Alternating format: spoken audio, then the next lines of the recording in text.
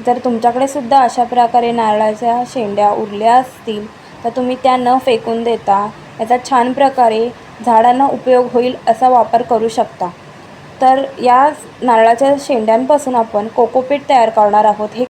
हे कोकोपीट आपण जर मातीमध्ये मिक्स केलं कुंड्यांमध्ये लावण्याआधी तर झाडांना याचा खूप छान असा उपयोग होतो। यामध्ये पाणी जास्त काळ टिकून राहतं। तर अशा प्रकारे तुम्ही छोटे छोटे पार्ट घेऊन हे मिक्सरमध्ये वाटून घ्यायचे आहेत। तर एकदम हे मिक्सरला लावायचं नाही आहे, तुम्ही कटिंग करून बारीक बारीक करून सुद्धा हे लावू शकता। तर अशा प्रकारे थोडं थोडं घेऊन आपण हे मिक्सरमध्ये अगदी बारीक करून घेणार आहोत आणि त्याचा जो चोथा उरेल तो सुद्धा आपण वापरणार आहोत झाडांच्या खाली लावण्यासाठी।